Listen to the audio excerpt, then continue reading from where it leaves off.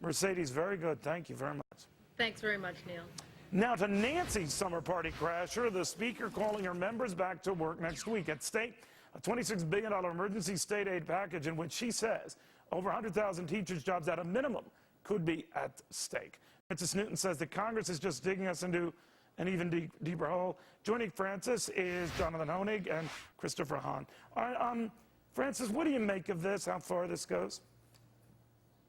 Well, I think that we could be throwing more good money after bad. I mean, the real problem is that we've got $3.1 trillion in unfunded liabilities for pensions, and I think we could take a look there and cut some costs. We've also got $28.7 billion in payment errors for Medicaid, and so instead of throwing this 26 billion out there that where does it stop? I think we can find some cost-saving mechanisms within the systems.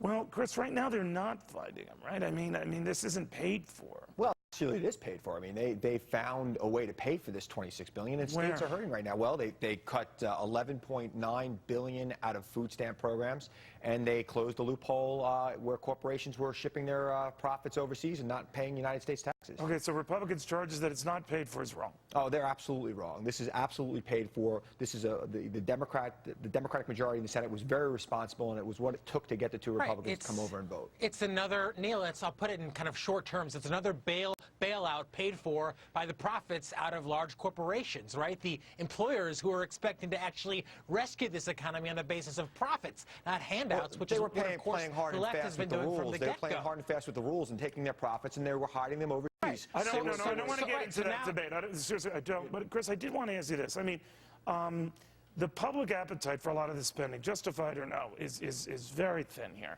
And I'm wondering, by dragging everybody back next week to push this through, how does it incentivize a governor or a state legislature to continue the discipline we've been seeing out of a number of them to get their books in order when they know that there's mana coming from Washington? You know, there's a lot of pain going around in state government. Here in New York, our budget was 125 days late. It just got passed yesterday. Yeah, but I know I'm going to get some money from Washington. I might not be so. There was a $9 billion hole in that budget. $1 billion of it's going to be fixed by this process, which is very much needed here in New York. There are a lot of programs that are feeling a lot of pain, and it could go towards reducing our property taxes. So you don't think it's going to disincentivize people to get? Absolutely not, because Frances, there's so much pain to go what about around. you? well, Here's the thing. I just really think that they're hurrying into this, they're rushing into this, and I really think there needs to be a large consideration for the fact that they've got to get something through before November, and I think that they could really clean it up from the inside before throwing more money at it, regardless of whether or not it's paid for.